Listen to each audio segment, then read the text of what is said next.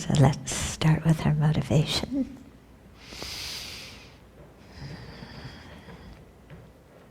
Again, thinking of Mother sentient beings who've been kind to us and how their minds are overwhelmed by afflictions. And so even though they want happiness and not suffering, they take great delight in doing foolish things that create the causes of suffering. So let's have a determination ourselves not to engage in such behavior, even if we, or even when we encounter people who are acting in spiteful or foolish ways. So to restrain ourselves from retaliating, keeping an even mind, approaching them with compassion that sees the big picture. And that big picture is that our real enemies are the afflictions. So we want to have a strong determination to remove them from the root, from our own mind stream, to attain full awakening, so we'll be able to be most effective in guiding others to remove their afflictions.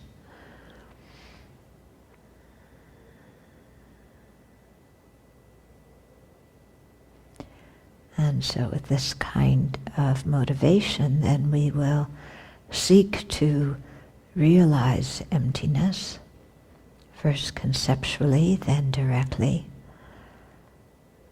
because it's the wisdom realizing emptiness that is the real antidote to the afflictions, as well as to the cognitive obscurations, the latencies of the afflictions that stain the mind. And so for that reason, we'll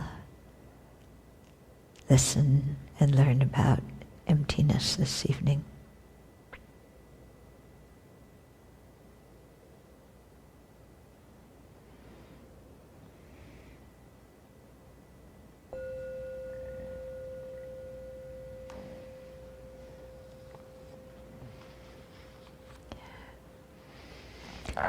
I just want to read last week, the verse we did last week, and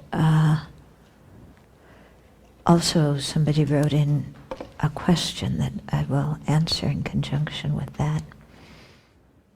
Okay, so the verse is, the person is not earth, not water, not fire, not wind, not space, not consciousness, not all of them together. What person is there other than these? Okay, so this is analyzing the relationship of the person with the basis of designation of the person, in this case, the 6 constituents. Usually we say the basis of designation of the person is the 5 aggregates. These 6 constituents come to the same point because the 5 elements, earth, water, fire, air, and space, are the aggregate of form, and then the 6 constituent consciousness includes the 4 mental consciousnesses. Okay? So here we're analyzing the relationship of the person with the basis of designation of the person, saying that if the person were inherently existent, then it would have to be either one with or completely separate from its basis of designation. Now normally, in just regular conventional existence, it's not required that the designated object and the basis of designation be inherently identical or inherently different. But when we're thinking that things are inherently existent, then they have to be like that, okay? Because inherent existence means independent existence, that things are their own self-enclosed entity. They don't relate to anything. They aren't affected by anything else, okay? So then we go about analyzing how the person exists in relationship to the aggregates, okay? And we'll get into that a little bit later, okay? Now, someone wrote the question here, okay? So this person said, you know, in the meditation on emptiness, the 4-point analysis, you know, where the first point is identifying the object of negation, then second point, understanding that if things were inherently existent, they would have to either be inherently one or inherently separate. Third point, they're not inherently one. Fourth point, they're not inherently different. Conclusion, therefore, they're empty of inherent existence. Okay, so this person is saying, we talked about the meditation on emptiness. It seems like the conclusion explicitly would be dependent arising. The I exists merely by nominal designation, and only implicitly would one conclude emptiness. She had earlier made a comment about refuting an inherently existent object implicitly posits the existence of a nominal object, and it seems like that's the focus of this meditation. She has clarified that we're not looking for an inherently existent I, but rather looking to see what the manner of existence of the I is. Okay, so that's the question. There's a bit of confusion here. Yeah, so the exact thing, let's see. The thing about explicit and implicit is when you negate inherent existence, you are implying that things are dependent arising. Because if things aren't inherently existent, yeah, they still have to exist in some way, because inherent existence is not total non-existence. So they still have to exist in some way. How do they exist? They must exist dependently, because they don't exist independently. So that's where the implicit comes in, okay? However, yeah, when you're meditating on emptiness, okay? So remember the other day we said we start out with wrong view, then we go to doubt, to correct assumption. Yeah. So when you're at correct assumption and you're meditating and doing meditating on these logical reasonings, then you get a correct inference. Okay. So you meditate on the different points, and the points show you that things do not inherently exist. Okay? So there's any number of reasonings we can use to meditate on emptiness. In the case of this 4-point analysis, you know, the third point, the second point is, you know, they would have to be inherently one or inherently separate. Third point, they aren't inherently one. Fourth point, they aren't inherently separate. At that point, you still haven't reached the conclusion. After that, you have to go. Because they're not inherently one and because they're not inherently separate, therefore they are empty of inherent existence. You still have to draw that conclusion at the end. Okay? Then you stay, if somebody's, let's say, on the path of accumulation or path of preparation, or even an ordinary being, has some strong concentration, they stay in that conclusion of, therefore the person does not exist inherently. And so the object of their meditation that they apprehend at that point is emptiness, the emptiness of inherent existence. Emptiness is the object that is the appearing object to that mind and the apprehended object. Actually, in the case of it's a little bit incorrect, in the case of an inference, the mental image of emptiness is the appearing object, but emptiness is the apprehended object.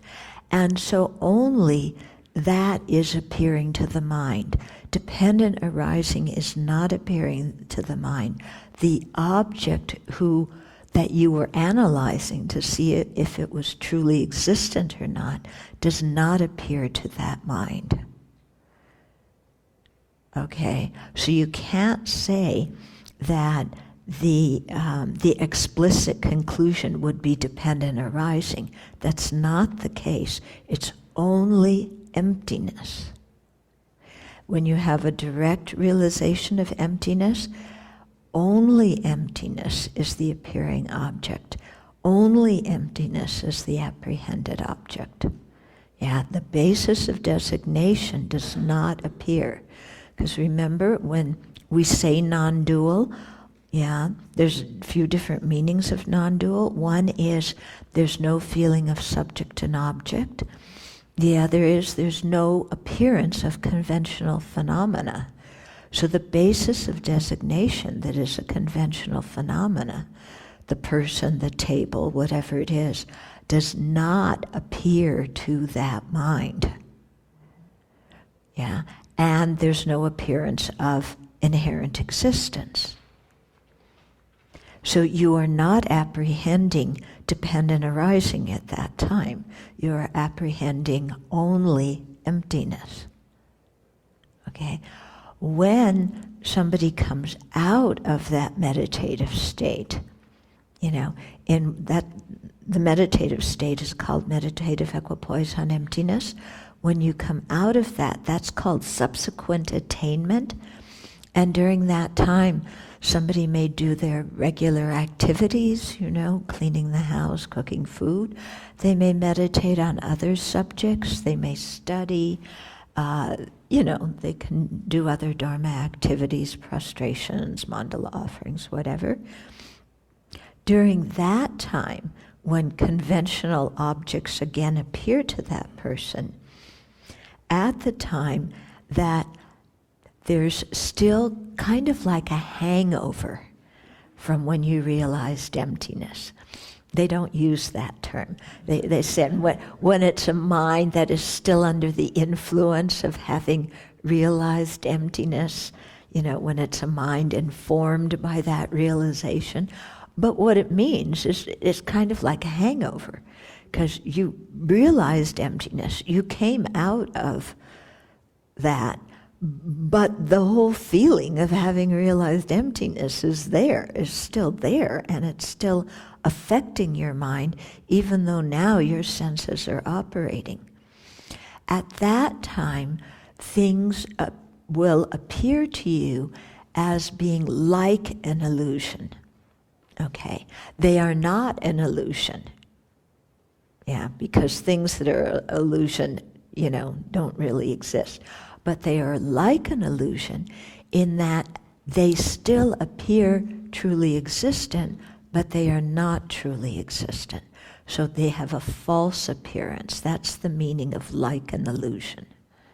Okay, so like an illusion doesn't mean that you see kind of things made of light flowing in and out of your life, and magical horses, and things appearing and disappearing, and, it doesn't mean that. It means simply that that you recognize that although things are still appearing truly existent, they don't exist that way. So they're false. They're like an illusion because they don't exist the way they appear. Yeah. So that kind of appearance comes in the subsequent attainment time. And that's when you reflect on dependent arising. And that's when you see that things, you really come to understand dependent arising very deeply. Before, you may still use dependent arising, before you realize emptiness.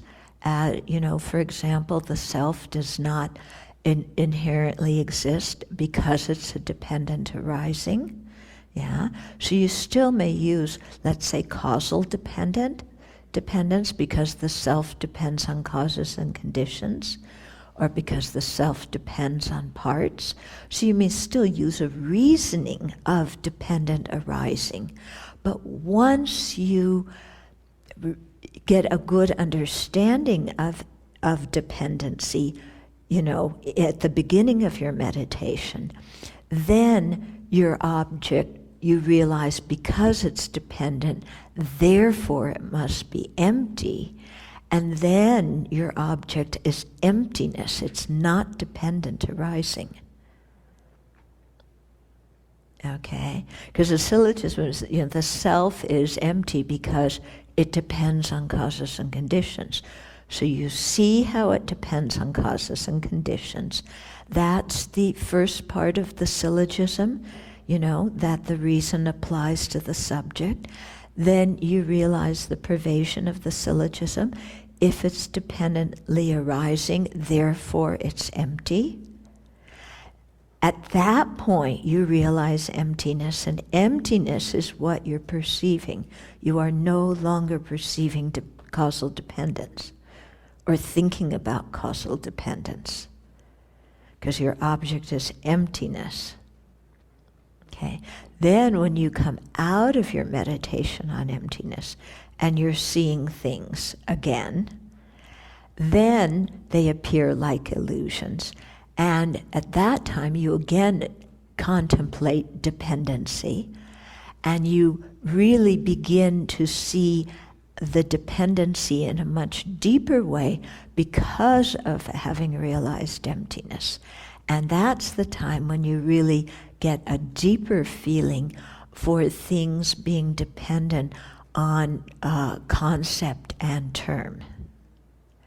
But, going deeper into things being dependent on concept and terms happens after you emerge from the meditative equipoise on emptiness.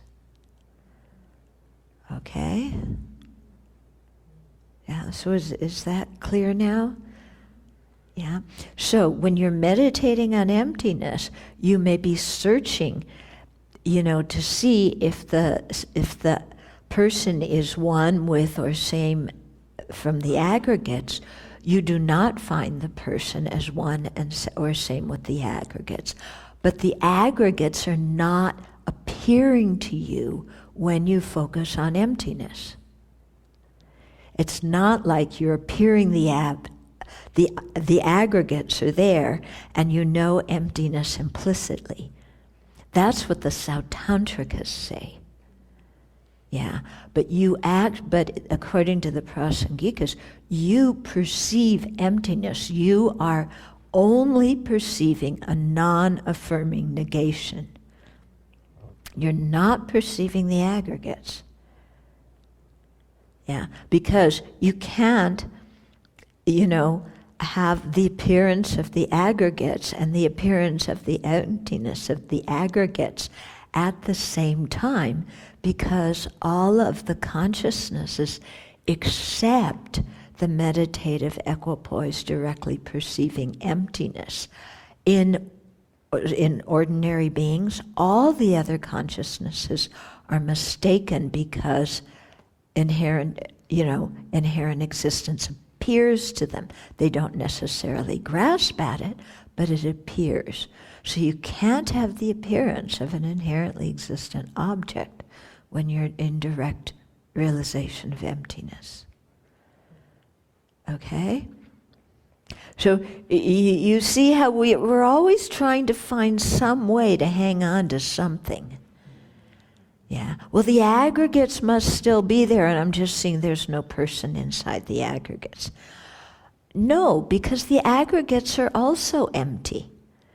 Otherwise, and this is the problem with the Sautantrikas, the lower school, is that they assert that the phenomena, that they say the person is empty of a self-sufficient, substantially existent person, but phenomena like the aggregates are truly existent. So that's why they say, yeah, you're meditating on emptiness, but you perceive the aggregates. The Prasangikas say, if you're perceiving the aggregates as inherently existent, then you're going to be perceiving the person as inherently existent also. Because they're one nature and the person depends on the aggregates. Yeah, so you can't perceive one as empty and the other as inherently existent. Okay, so you've got to be really clear on that when you're meditating on emptiness. Yeah, your apprehended object is only emptiness. Yeah, it's not an inherently existent person and then you're seeing it really doesn't exist. Because that would be a wrong consciousness. If you're perceiving an inherently existent person, that's a wrong consciousness. Okay? So, when I said we're not looking for an inherently existent I, we're examining how the I exists. We're examining it by saying, if the I were inherently existent, it would be like X, Y, and Z. So that's how we're examining to see how the I exists. We're seeing, if the I existed inherently, it would be either one or separate from the aggregates.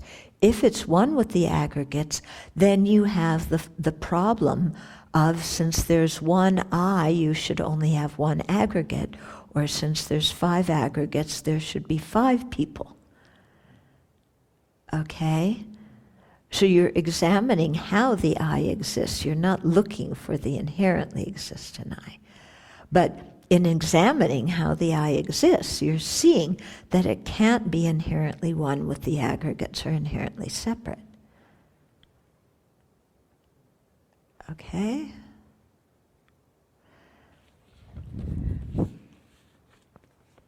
Okay.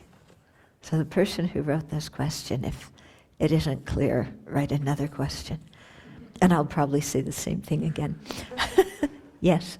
Also, I have a question. I might have misunderstood it in the last teaching. You say, when refuting in the existent object, the implicit posit an object that exists by mere conceptualization. Because if we don't posit that, then when we would realize emptiness, we would fall into nihilism and think that nothing whatsoever existed. So I was about the realization of emptiness and falling into nihilism. Okay, the idea is, like I said, when you perceive emptiness, you only perceive emptiness. When you come out of that, if you think there's no self, there's no table, then that's nihilism. Okay? So, if you just come out of emptiness and you say, there's no self, there's no table, there's no carpet, there's nothing, then you've gone to the extreme of nihilism. Yeah, I only thought that this will not happen after realizing emptiness, that you fall into this extreme. I thought that's before you realize emptiness. When we say realize emptiness, there's the conceptual realization and the direct realization.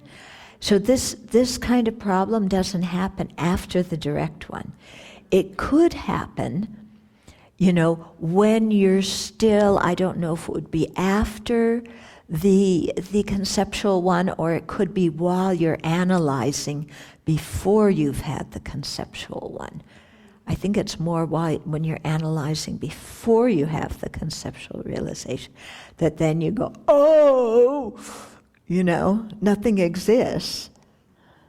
So you haven't really realized emptiness, you've just kind of gone, Right. absence of everything. Yeah, you haven't realized emptiness. If you come to a nihilistic conclusion, you haven't realized emptiness. The absence has gone too far. Yeah.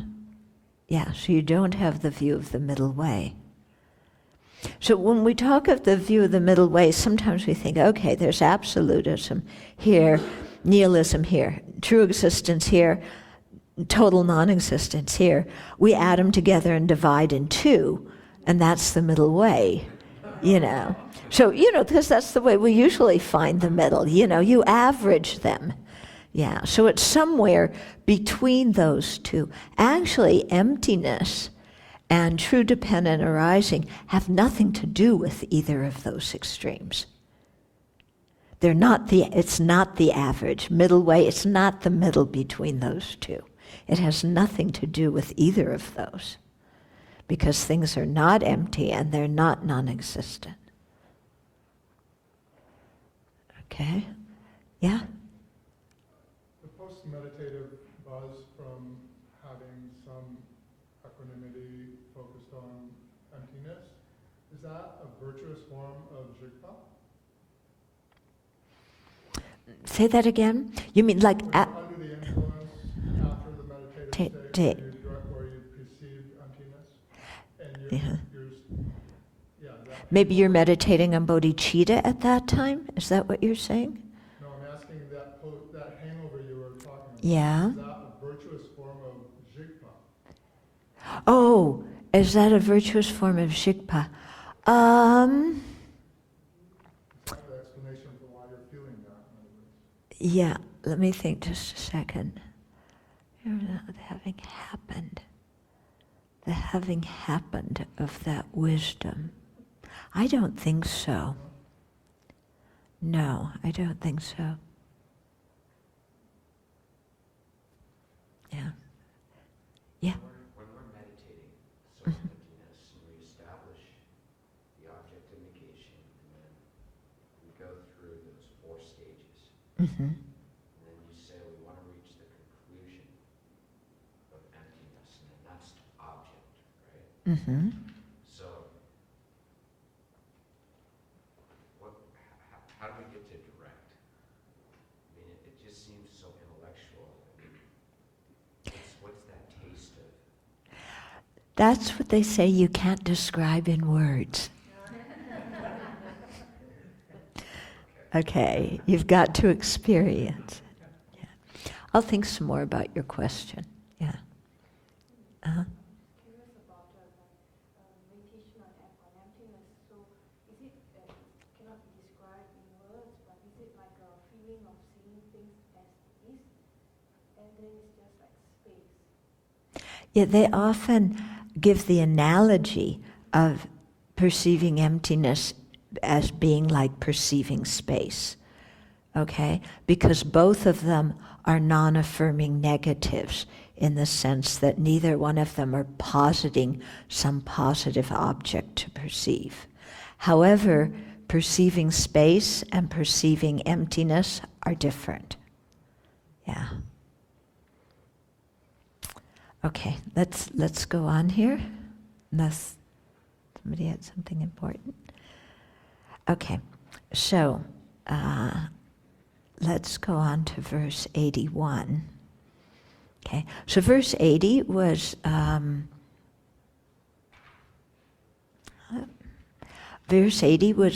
talking about the selflessness of persons. You know, how the person isn't any of the constituents.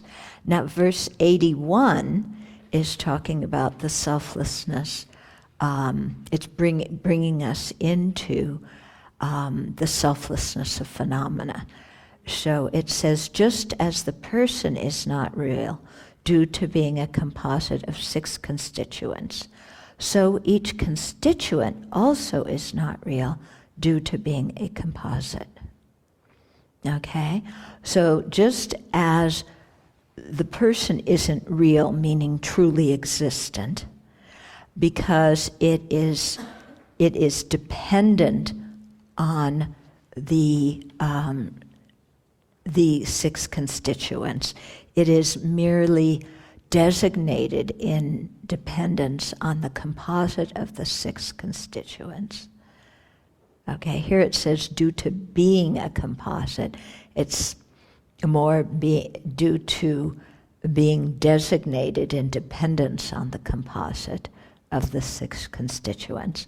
Okay, so that's how the person exists, dependent, in that way.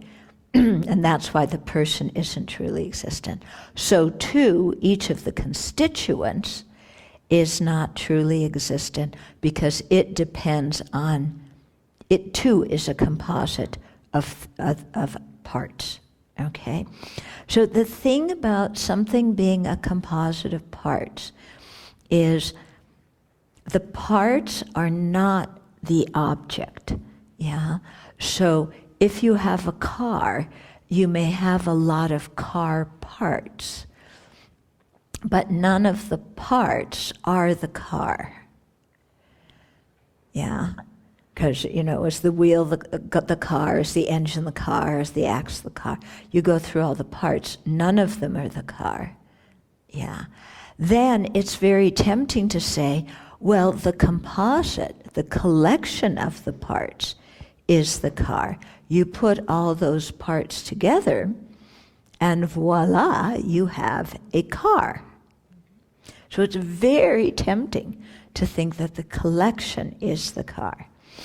If that were the case, then each of the parts is a non-car, right?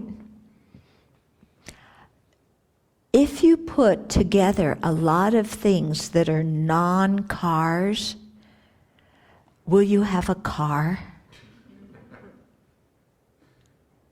No. It's like putting together a bunch of oranges and having an apple. You can't put a group of non-persons put together are not going to be a person. The person is designated in dependence upon the composite of non-persons, but is not the composite of non-persons. Okay? Yeah? So you see, again, our mind is like, I'm going to find something real there anyway, And we're going to come to it because we negate all sorts of different relationships between the person and the aggregates, and, the collection isn't the person. But if, because then you say, well, if you just put all the car parts there in a heap, you don't have a car. You have a junkyard. Then somebody says, if you arrange all the car parts in a certain way, then you have a car. That one's really seductive. The arrangement of all the car parts in a certain manner is the car. But again, you still have the same problem. It doesn't matter how much you arrange a bunch of things that are not cars. How are you going to come up with a car? Okay? So it points out to us that there's some flaw in our perception. Okay? When I'm seeing this, I see one thing. I don't see this as a collection of parts.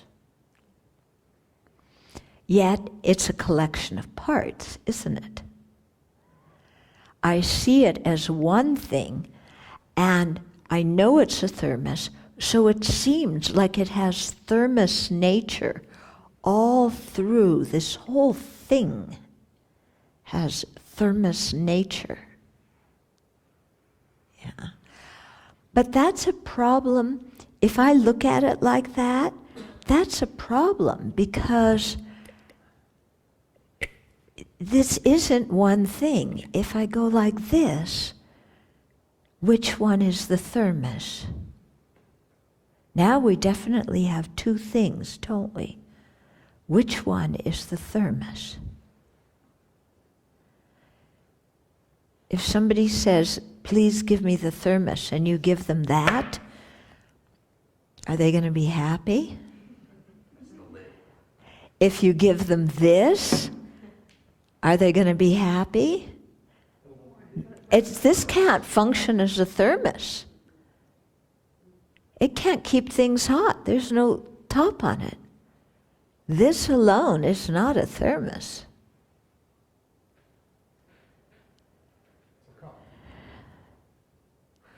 Might be a cup. Funny shaped cup. But this isn't a thermos, and that's not a thermos. But that is a thermos. We say is a thermos as if it has some entity in it that's radiating the essence of thermosness. Yeah. But there's actually nothing there in it that's a thermos, because like this, it's very clear there's no thermos. Okay? So we want to, make everything have some kind of essence in it. Okay. So, with verse 81, where we're looking, again, the person's not real because it's dependent on a composite. So each of the parts also isn't truly existent because it too is a composite. Okay? So anything that exists inherently should be findable, either in its space of designation or separate from it. We keep hearing this again and again and again, for the reason that we don't really get it. But the person's not any of the six constituents, and it can't be found. The person is not found in any of the six, in the collection of the six constituents. Okay, so you have earth, water, fire, air, space, consciousness. None of them is a person. You put them all together here, and we say there's a person. Where did that person come from? What is that person that now appears when you put the six constituents together? What in the world is it? Because it's not any of the six constituents separately. It's a bunch of non-persons, but you put them all together in a certain way, and you say, there's children, or there's, whoever you're talking about. But who in the world is that person? Can you find a person there?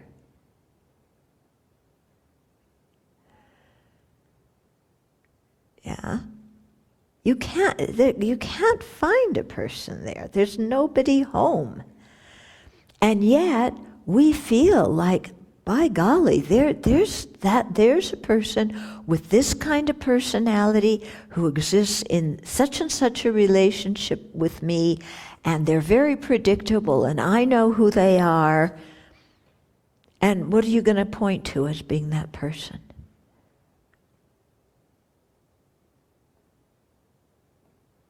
Are you going to point to the earth element? The solidity in their body? Is that the person? Is the water in their body the person?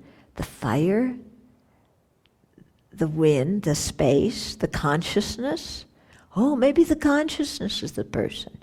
Which consciousness? The wide awake consciousness? The sleeping consciousness? The consciousness that's under the influence of an affliction? The consciousness that isn't. The happy consciousness, the unhappy consciousness. What consciousness you going to say is the person? Yeah? So it's kind of like magic, you know? How things appear. Yeah, they seem so solid and real.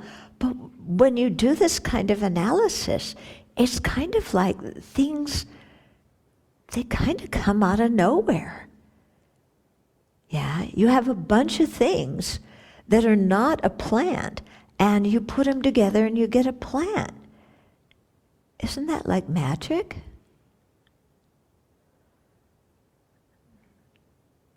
Yeah.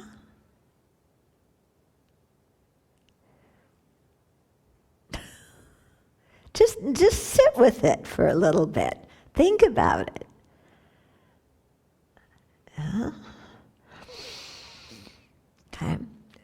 So you can't find some person there, and yet we can't say the person is totally non-existent, because if somebody says, "Where's children?" you say she's sitting over there. And we all agree on that. Yeah. And nobody goes, "What children?" you know. Yeah. So on the conventional level, you know, where is the person? Sitting on the chair. Yeah. There's a person sitting on the chair. There is no person in the aggregates. Yeah, there's a person on the chair, there's no person in the aggregates.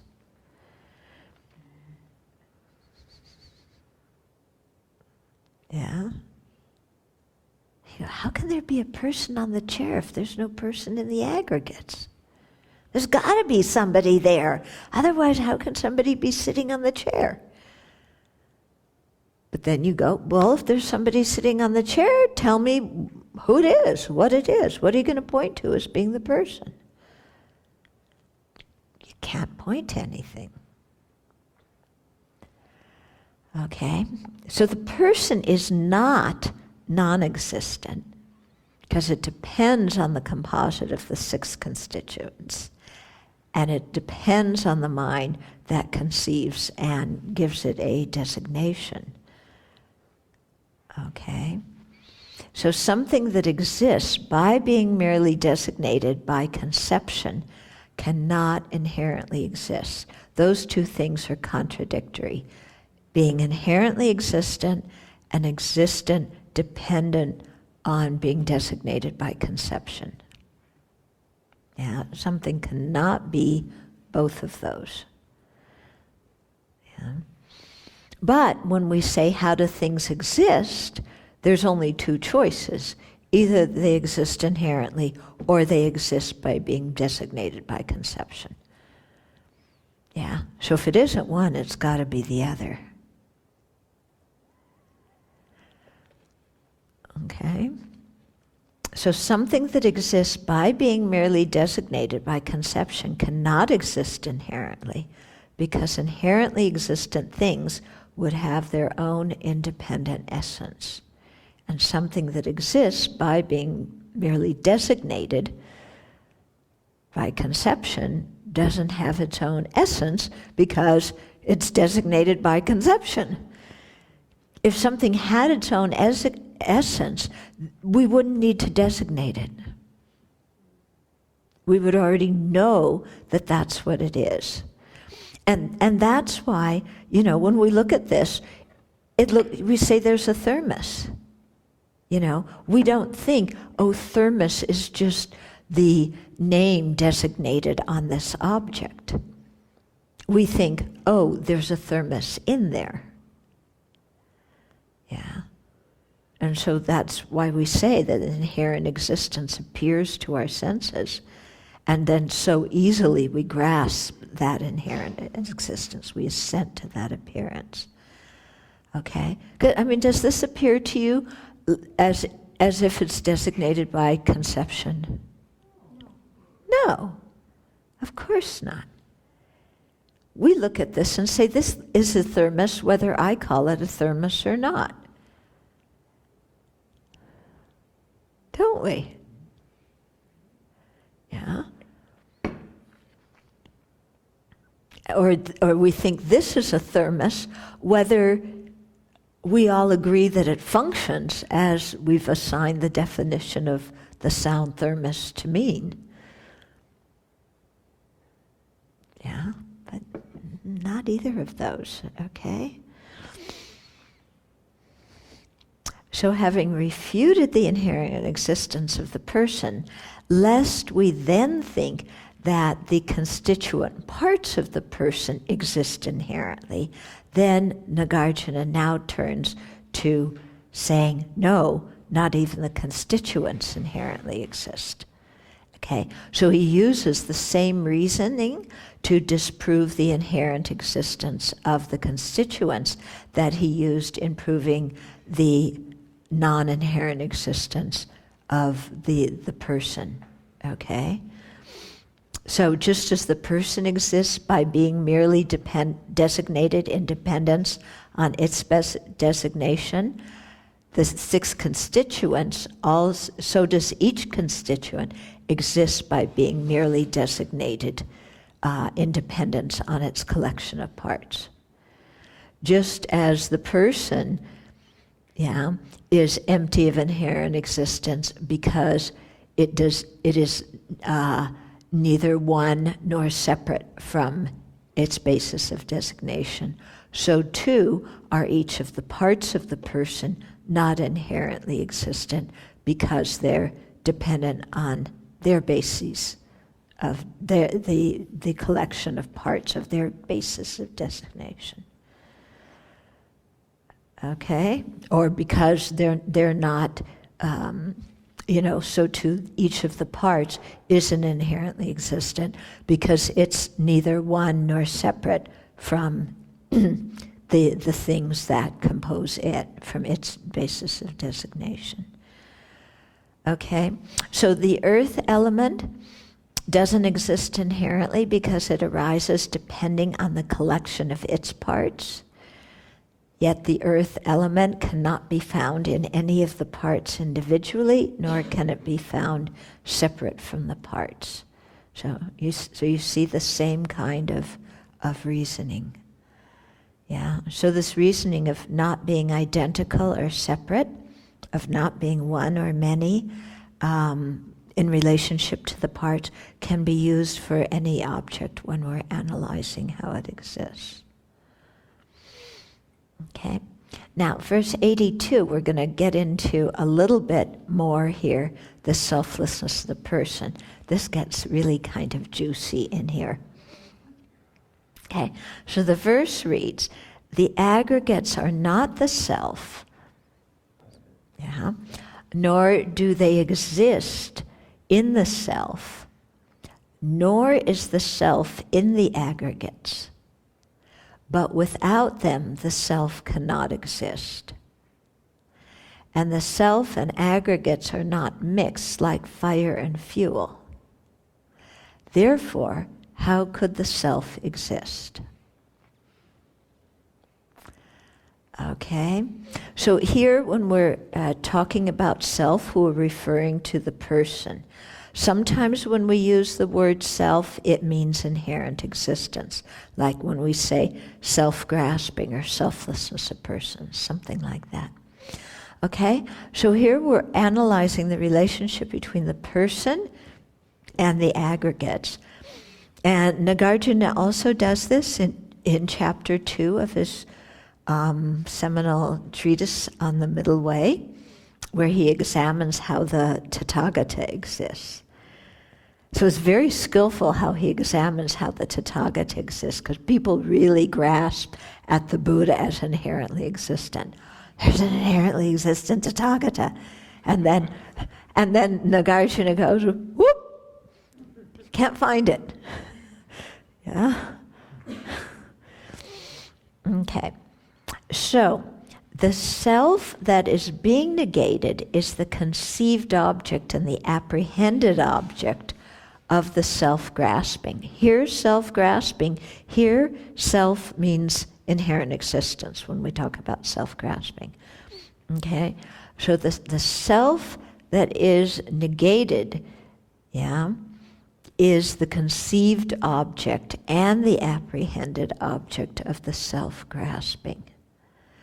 Yeah, so the self-grasping ignorance, yeah, it's a conceptual mind, but it's not conceptual like we're thinking in words and thoughts. It's a much subtler kind of conception. Yeah, so it's not a directly perceiving mind. Yeah, that's the point. Yeah, when we say conceptual, don't think thinking in gross thoughts. It basically means it's not a direct perceiver. Yeah, so it's the conceived object, yeah, the self-grasping ignorance, the object that's being conceived is an inherently existent person, and the object that's being apprehended is an inherently existent person.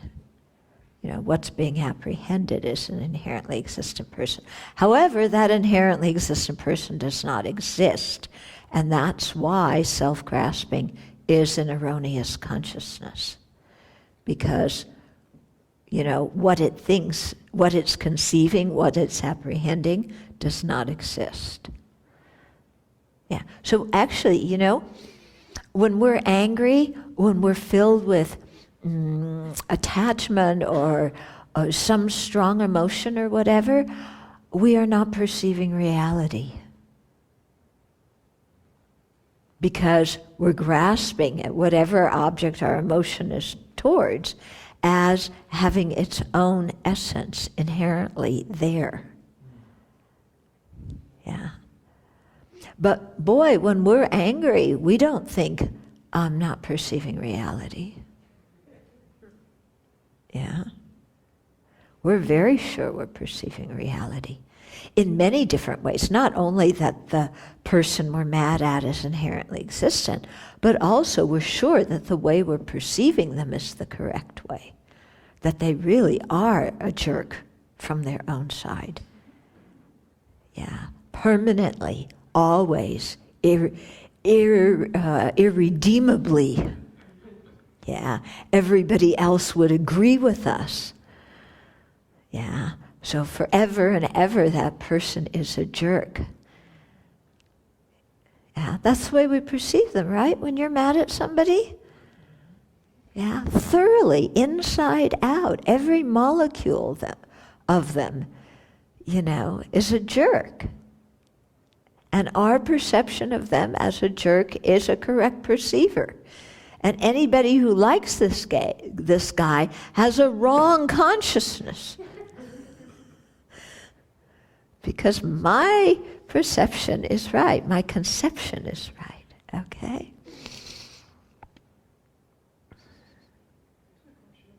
Uh-huh.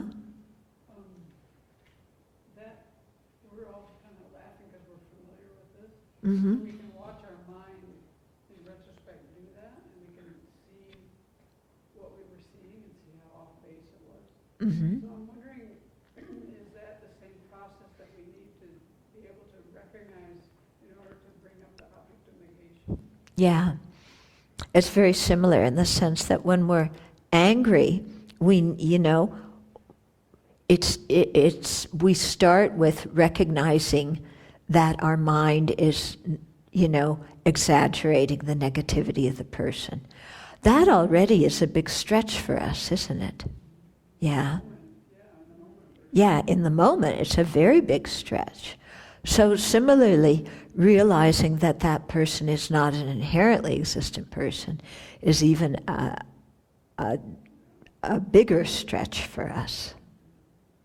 Okay, but the whole idea is to begin to question what we are cognizing. Instead of taking all of our cognitions as being the truth, to be able to question them and check them. Do things exist the way I am apprehending them as existing? Do they exist as they even appear to my sense consciousnesses? Okay. So, if the person inherently existed, it would have to exist in one of those 5 ways in relationship to the aggregates that are its basis of designation. So let's go through those 5 ways, okay? So the aggregates are not the self. That's one thing being negated. Second, they don't exist in the self, in the person. Third, nor is the person in the aggregates. Fourth, without the aggregates, the self can't exist. And fifth, the self and the aggregates are not mixed together like fire and fuel. So if there were an inherently existent person, we should be able to, when we examine, how a person exists, we should be able to find that the aggregates are the self, or the aggregates are in the self, or the self is in the aggregates, or the self can exist without the aggregates, or that the self and the aggregates are mixed. We should be able to find them in one of those ways. And yet this verse is saying 5 no's, okay? What is it? The caucus of no's? Yeah? So here, this is what Congress should be saying no to. Yeah? Isn't it, aren't they the Congress of no or the caucus of no? Yeah? So it should be, no, the aggregates are not the self. No, the self isn't in the aggregates. No, the aggregates aren't in the self. Yeah? That's what they should all be saying. Okay. Yeah, since they enjoy saying no so much. True, isn't it? Yeah? Shall we go tell them that? Okay, so let's look at the first one. The aggregates are not the self. So the person and the aggregates are not the same entity or nature, but put it this way. The aggregates and the person are the same entity or nature, but they aren't inherently the same entity or nature. Okay? Why are they the same nature? Because when you have the aggregates, you have the person. I mean, the two can't exist without both of them being there, but they aren't inherently one entity or one nature, because if they were, they would be exactly the same in all aspects. Okay? So they would have, if they were inherently the same entity, they would have to be identical. Okay? So then the I and the aggregates would have to be inseparably one in every single way. So that's when we get, if there's one aggregate, if there's one I, one person, there must be one aggregate. And if there's 5 aggregates, there must be 5 people, because they would have to be identical in every single way. Okay? So in general, when we're talking just conventionally, when something is the same entity or the same nature as another thing, those two things don't have to be inseparably one or without any difference whatsoever. But if we talk about two things being inherently one entity, then they have to be either totally identical in all aspects or totally unrelated and separate. Okay? So when we're doing this thing about the number, then someone could say, well, there's many persons because there's the person of the past life, the person of the present life, the person of the future life. So there are many people.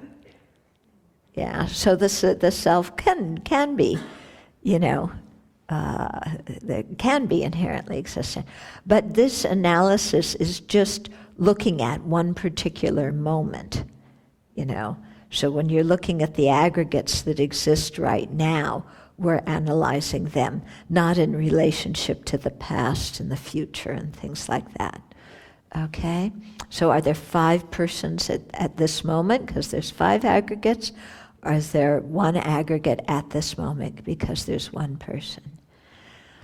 Okay, then another reason, and this one I think is a very good reason.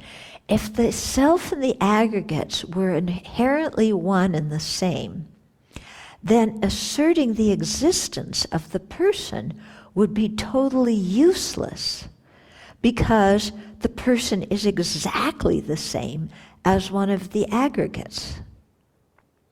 So if we say the aggregate is the same thing as the body, then we don't even need to assert the existence of a person, because the word body would also refer to the person, because they're one and the same thing. Okay? So you might say, well, the body is walking across the room. That might work. But then you would also have to say, the body is thinking. Because every time you used to use the word I, you could substitute it now for the body, because they're the exact same thing. Okay? So the body is thinking. The body is taking an SAT test. Yeah. The body is lonely. Yeah. The body is planning something. This sounds pretty ridiculous, doesn't it? The body can't do those things. So then you say, okay, well, maybe not, the person's not the exact same thing as their body.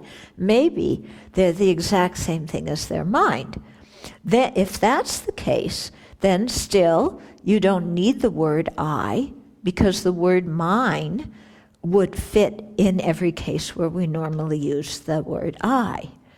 So then you have the mind is playing basketball. Yeah. Yeah, you have the Olympics going on, and the minds are all they're racing in the swimming. The minds are having a race in the swimming pool. Yeah. So so again, that's pretty ridiculous. So we see, but I think that's a really good reason. If they were exactly the same, if the person, because sometimes we may feel, oh, I am my body, or I am my mind. When you feel like that, well, if I am my body, then everything I say I would doing, the body would do. Or if I'm my mind, everything I say I'm doing, my mind would be doing. And then you can see it, you get all these ridiculous kinds of consequences. Okay? Okay. So if the self and the aggregates were inherently one and the same, we couldn't remember events from the past. Okay? And I'll go into this in a minute. In addition, the karma we created in the past would get lost. We wouldn't experience it. And we could experience the results of karma we didn't create. Okay, so why do you get these three consequences? So just as the aggregates arise and cease inherently, okay, if the person is one with them, then the person would also arise and cease inherently. Okay? So something that arises and ceases inherently cannot be part of a continuum. Because remember, inherently existent things are independent of everything else. They can't be part of a continuum, because in a continuum, one moment of a continuum is dependent on the previous moment of the continuum, and it also gives rise to the next moment of the continuum. Okay? So something that is inherently existent, it can't be part of a continuum. So when it ceases, it's gone forever. Okay, so in that case, each moment of a person would be a separate person that is unrelated to the previous moment of the person and the subsequent moment of the person. Okay, it would be a totally different person. Yeah. Sometimes people, when you talk about rebirth, they'll say, well, the previous person I was isn't me. They were a totally different person. Not exactly. If they were a totally different person, you wouldn't be able to experience the result of the actions they did. Because you would be two separate people, like you and Henry Kissinger are two separate people. Yeah. Or you and Lady Gaga are two separate people. Okay.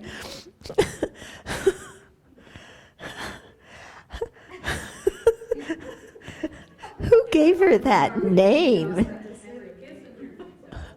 What? Our Lady Gaga and Henry Kissinger. Yeah.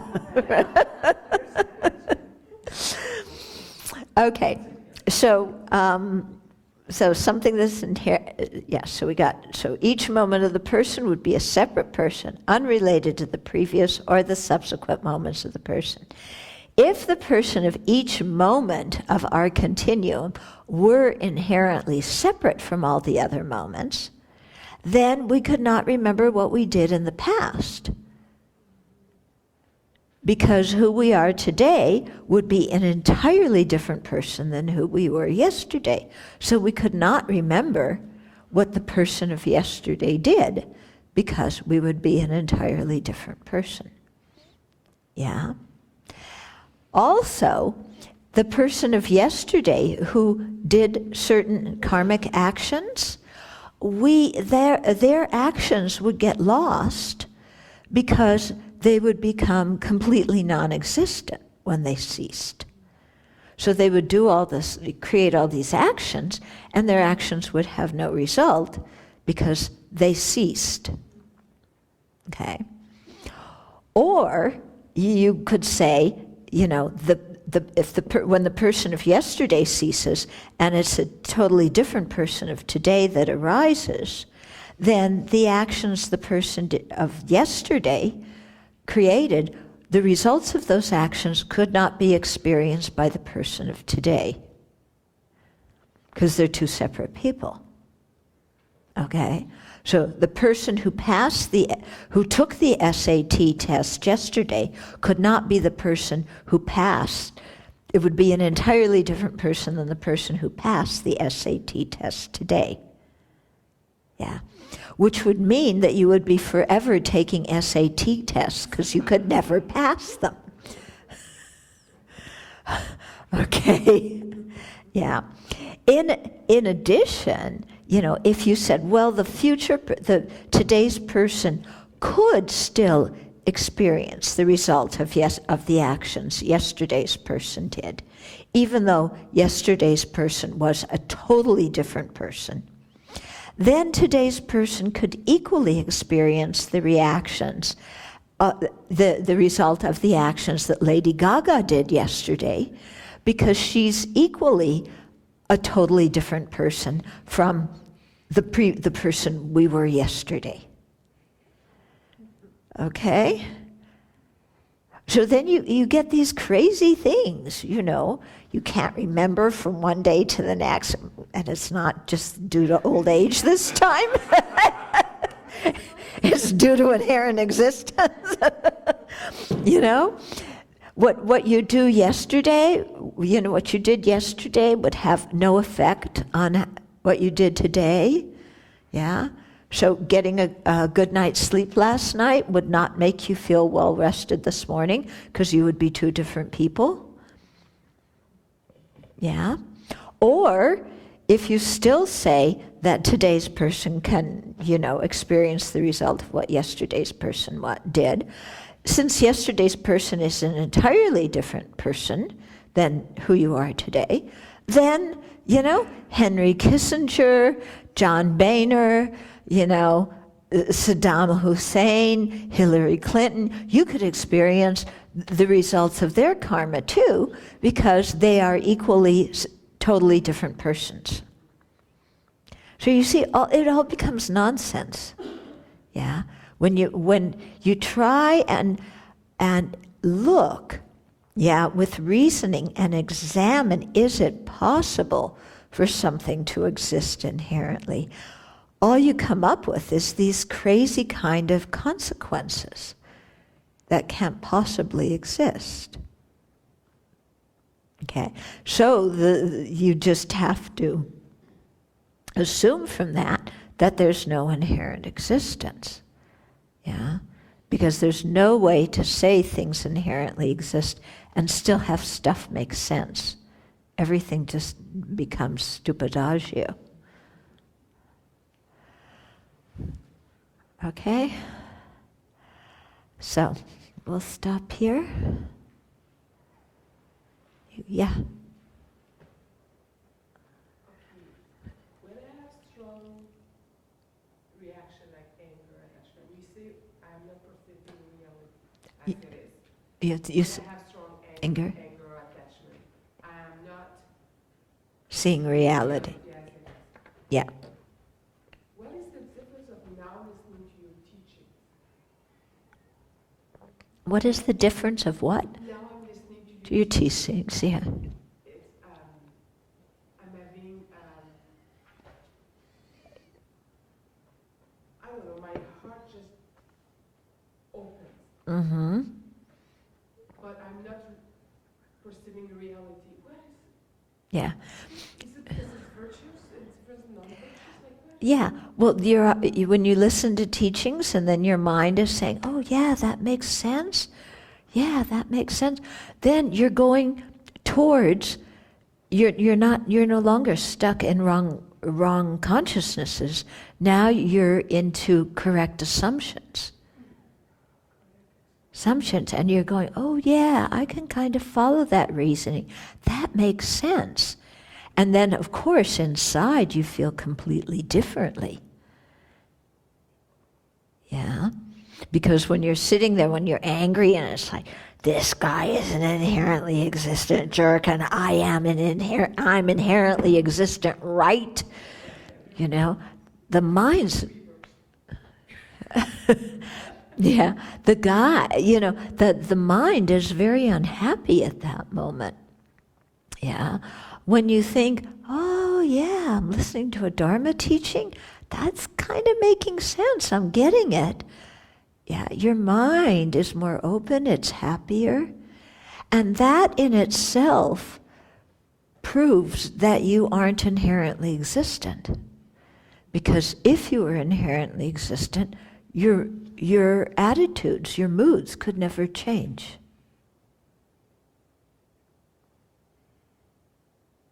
Mm-hmm. So I don't have that much trouble looking at the thermos, taking all the pieces apart mentally, grasping that there is no thermos, or that the thermos isn't independently existent. Mm-hmm. But then somehow trying to make that leap from the thermos to a person, I'm sure I'm not the only person in the room who is struggling with that. Yes. Is there Yeah. something that kind of helps us pass that Okay. point of inanimate and Yeah. Well, I think the thing that makes it easy with the thermos is right now you're not terribly attached to the thermos. Yeah. Whereas a person, when you try and jump to a person, there's much more attachment there. Yeah, there's much more belief in our conception of who they are. Yeah. If you had some attachment to the thermos, it might be, you know, also very difficult. Yeah. Like if you take like is there some heirloom in your family that's been passed down? my mother's Steuben glass cat.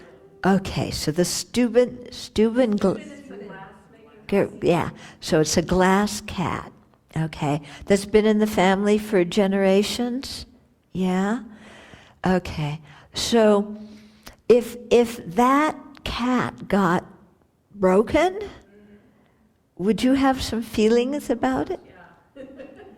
Yeah, you'd have some feelings about it. Yeah? So that's because there's some attachment. Now if you start to look at, what is that glass cat? Yeah, what is it? It's not Yeah. nihilism, right? Yeah, it's just a lump of glass, isn't it? Yeah. And where is there inside it? Because you're seeing this lump of grass, and and you're imputing, the cat that's been in the family for so long, and it's very meaningful, and it contains like the essence of all the family's love and the memories of all of our ancestors. And, can you see how the mind's imputing so much stuff on it? And that's exactly why when there's an estate sale, people put the prices of junk way high, because for them it's like this is a precious thing that's been in the family. And for another person, they come by and say, why are you charging $25 for this piece of junk? Because they don't have the same imputation on the object. So are there meditations or things to do to kind of help that transition from moving from an object to the self? Well, we'll start with the cat. Okay. And then go to a person. When you can get it, it's like, there's nothing in that cat. Then, then go to a person who you're not so attached to, and see if you can kind of deconstruct them. Okay, and then you gradually move on. Yeah. When I'm angry or emotions come, I feel that the awareness of breathing actually helps me to perceive reality clearer. Why is it so? Well, actually, awareness of breathing calms your mind. If you can then move your mind to, asking yourself what's the conventional reality, or, then that's help. The breathing itself isn't the antidote. The breathing calms the mind, and then you can look at the situation clearer. Yeah. Regarding the person or phenomenon, it's easy to say, oh, I get it with person or not phenomenon. But I think on the level we need to get it, we're not getting at either of these. Yeah. Yeah, we're understanding the argument on an intellectual level, but it's not impacting us. Yeah. So there's a difference between those two. Yeah. Uh-huh. One thing that really helps me and sort of hits me more emotionally is that we have like 10 trillion cells in our body. We call ourselves a human being, and 9 trillion of those 10 trillion don't have any human DNA. They have their own DNA. So they're like, we are only actually 10% human, But we really grasp strongly to the idea that we're a human being. And actually, we're a community of like hundreds of billions of bacteria and, parasites and all these things. Yeah. Aren't us. Yeah. They're not us. Yeah.